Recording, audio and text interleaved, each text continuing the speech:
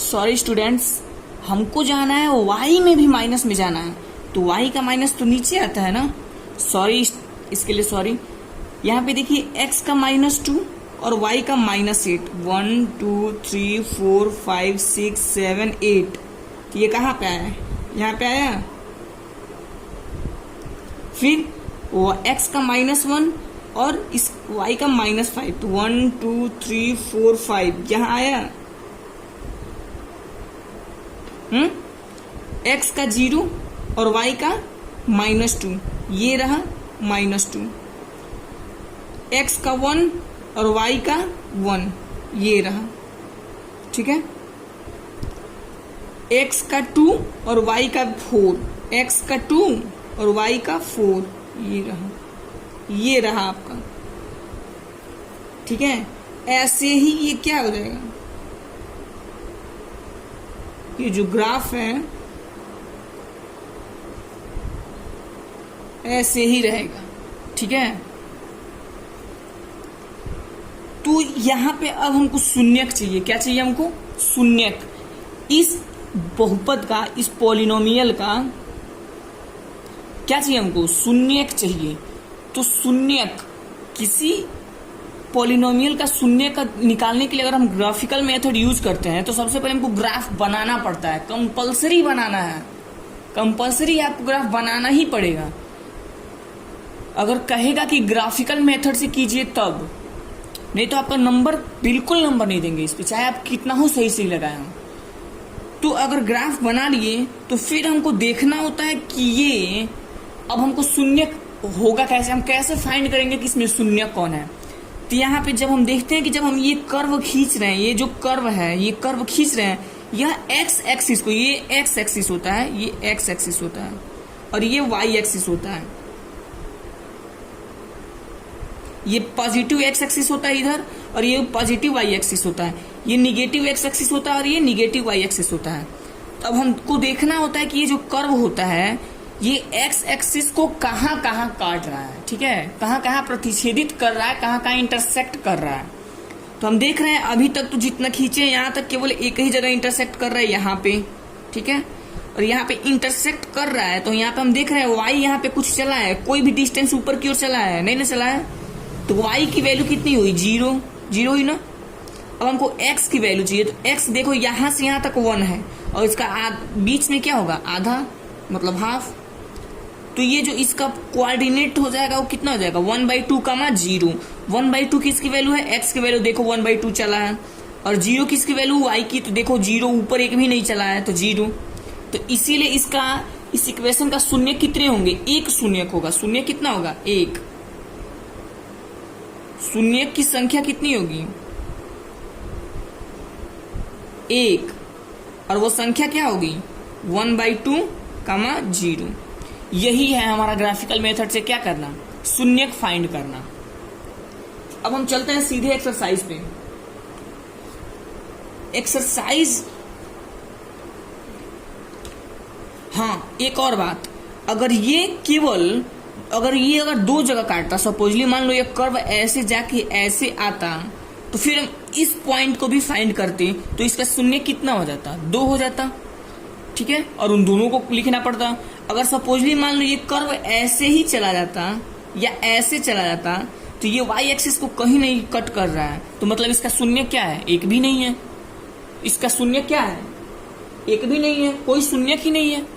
अगर ये 3 जगह काटता, सपोजली मान लो कर्व ऐसे जाके ऐसे आके ऐसे होता, तो देखो 4 जगह कट कर रहा है, 1 2 3 4, तो इसके 4 शून्यक है। सीधी बात है। मतलब कि कोई भी कर्व अगर खींच रहे हो ग्राफ में, ठीक है, अगर वो एक्स एक्सिस को जितनी जगह कट कर रहा है उसका कोऑर्डिनेट निकाल लो और वही उसका क्या होगा? शून्यक। और जितनी जगह काट रहा है उतने उसके क्या होंगे? शून्यक होंगे। अब हम चलते हैं एक्सरसाइज पे। एक्सरसाइज तो आप कर ही लेंगे, जैसे देख लीजिए।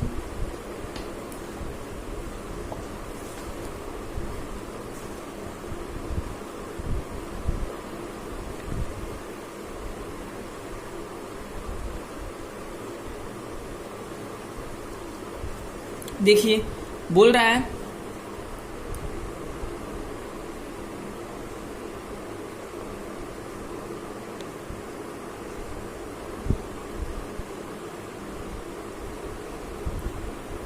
बोल रहा है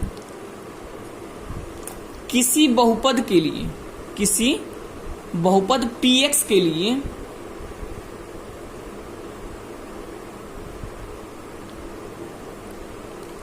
किसी बहुपद px का ग्राफ नीचे आकृति 2.10 में दिया है। ये देख रहे हैं ग्राफ। प्रत्येक स्थिति में px के शून्य की संख्या ज्ञात कीजिए। करना क्या, केवल संख्या ज्ञात करना है। उसके शून्य कौन कौन होंगे नहीं फाइंड करना है, केवल संख्या, मतलब कितने शून्य होंगे।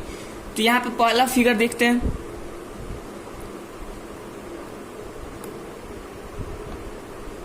पहले फिगर में ये बताइए, एक्स एक्सिस को वो कहीं कर्व काट रहा है, नहीं काट रहा है ना, तो उसमें शून्य की संख्या क्या हुई,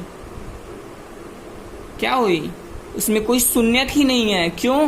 क्योंकि ड्रा किया हुआ कर्व क्या कर रहा है, एक्स एक्सिस को किसी भी जगह पे प्रतिच्छेदित नहीं कर रहा है, इंटरसेक्ट नहीं कर रहा है। लेकिन वही दूसरे फिगर में देखिए आप लोग,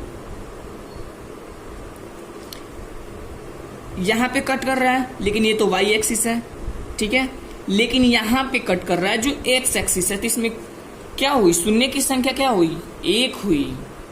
यहां पे देखिए, यहां कट किया, यहां कट किया, यहां ये कट किया, यहां कट किया। तो ये देखिए, ये एक्स एक्सिस है, ये वाई एक्सिस है, तो इसको छोड़ देंगे। फिर ये एक्स एक्सिस है, ये एक्स एक्सिस है, तो तीन जगह एक्स एक्सिस को कट कर रहा है ना, तो मतलब इसमें शून्य की संख्या क्या हुई, 3 हुई। वैसे ही बाकी अब सब फाइंड कर लेंगे। अब देखेंगे किसी भी पॉलिनोमियल के शून्यांकों और गुणांकों में क्या रिलेशन, संबंध, किसी भी पॉलिनोमियल का। तो जैसे हम एग्जांपल में लेते हैं क्वाड्रेटिक पॉलिनोमियल, क्वाड्रेटिक पॉलिनोमियल जिसका मैक्सिमम पावर 2 है, तो इसको द्विघात बहुपद बोलेंगे। अब इसके शून्यांक, इसके कितने शून्यांक होंगे और कितने इसके जो शून्यांक होंगे और गुणांक होंगे, उसमें जो रिलेशन है वो क्या है। तो अगर सपोजली अगर हम मान लें, इसको सपोज करें, यहाँ पे मैक्सिमम पावर 2 है, तो यहाँ पे x के कितने शून्यांक आएंगे, 2 शून्यांक आएंगे। और उसको अगर हम सीरियल वाइज मान लें, पहला शून्यांक अल्फा और दूसरा बीटा है, ठीक है, तो इन अल्फा और बीटा का रिलेशन निकालना है, ठीक है, इन 2, 3, 5 के रूप में। जैसे अल्फा प्लस बीटा क्या होगा और अल्फा इंटू बीटा क्या होगा, ठीक है। तो अल्फा प्लस बीटा होता है जिसको हम कहते हैं शून्यांकों का योग। इसको क्या कहते हैं,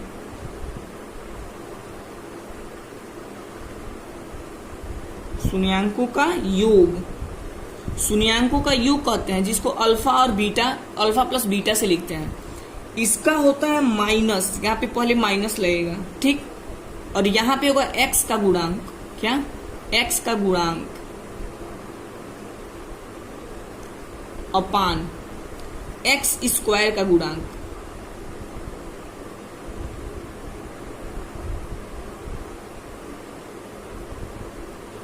यहां पे अल्फा इंटू बीटा यानी शून्यांकों का गुणनफल,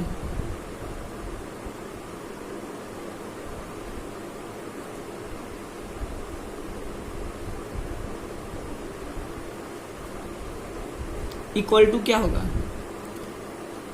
अचर पद, क्या होगा, अचर पद, ठीक है, जिसमें कोई चर पद नहीं होगा वो, और नीचे एक्स स्क्वायर का गुणांक, एक्स स्क्वायर का गुणांक। हम इसको चाहे तो फार्मूले के रूप में भी लिख सकते हैं। जैसे अगर यहाँ पे 2x square plus 3x minus 5 है, तो इसके लिए तो ठीक है कि अल्फा प्लस बीटा क्या होगा, माइनस, अब ब्रैकेट में x का गुणांक, x का गुणांक कितना है 3, और पहले माइनस है तो क्या होगा -3 अपान एक्स स्क्वायर का गुणांक 2। इसका अचर पद कितना है -5 अपान एक्स स्क्वायर का गुणांक 2 हो गया आंसर। लेकिन हम बार बार ये नहीं लिखेंगे। सपोजली हम मान लेते हैं कि कोई भी quadratic polynomial ax square plus bx plus c equal to 0 होता है, तो इसके अगर 2 शून्यांक होंगे अल्फा और बीटा, तो अल्फा प्लस बीटा की वैल्यू क्या होगी -b/a, और अल्फा इंटू बीटा क्या होगा c/a। आप देख लीजिए यहाँ पे a क्या है 2, b 3 और c -5। तो x का गुणांक यहाँ पे b देखिए x का गुणांक है b, x का गुणांक b अपान एक्स स्क्वायर का गुणांक एक्स स्क्वायर का गुणांक a और माइनस है तो माइनस। फिर उस शून्यांकों का गुणनफल अचर पद c, तो देखिए c अपान एक्स स्क्वायर का गुणांक a तो a। देख रहे हैं आप लोग।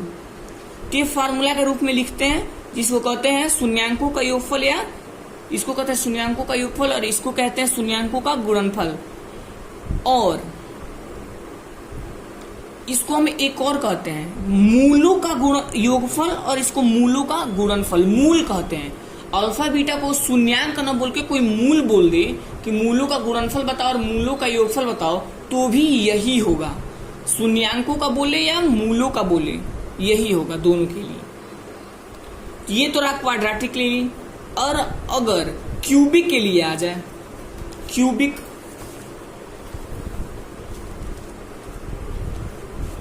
तो क्यूबिक के लिए आता है जैसे ax square ax cube plus bx square plus cx plus d।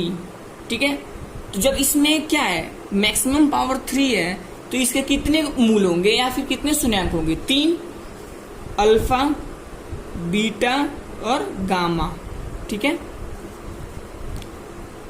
तो पहले निकलता है मूलों का ऐसे alpha plus beta plus gamma, मूलों का योगफल। क्या होता है मूलों का योगफल?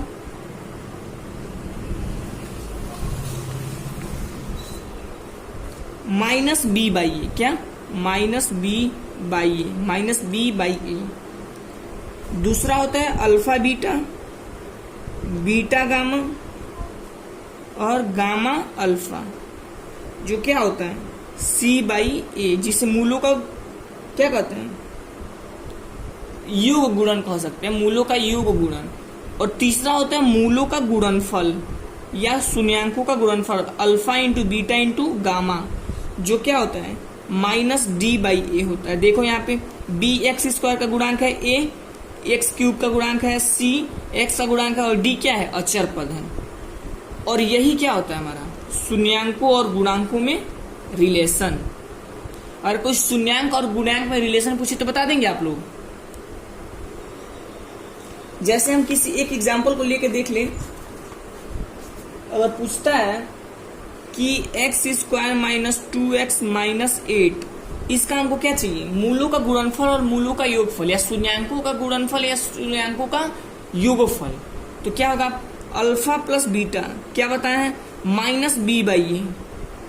यहाँ पे माइनस है तो माइनस बी क्या है ये X square plus B X plus C से क्या करेंगे हम तुलना कर लेंगे, कंपेयर करेंगे। तो यहाँ पे ए की जगह पे क्या है 1, बी की जगह पे -2 और सी की जगह पे -8। तो यहाँ पे बी की जगह पे क्या है -2 अपान ए की जगह पे क्या है 1 तो 1। यहाँ पे देखो माइनस का माइनस मल्टीप्लाई होगा तो प्लस, और 2/1 equal to 2, alpha plus beta equal to क्या आ गया 2। अगर आईसी का अल्फा इंटू बीटा पूछे तो क्या होता है सी बाई ए, और सी क्या है -8 और ए क्या है 1, तो इक्वल टू क्या हो गया -8। और ये जो हम आपको बताए हैं ये क्यूबिक पॉलिनोमियल वाला, ये एग्जाम में नहीं पूछता है लेकिन नॉलेज के लिए जान जाइए ये होता है फार्मूला। तो फिर मिलेंगे इसी क्लास के अगले चैप्टर में। बाय।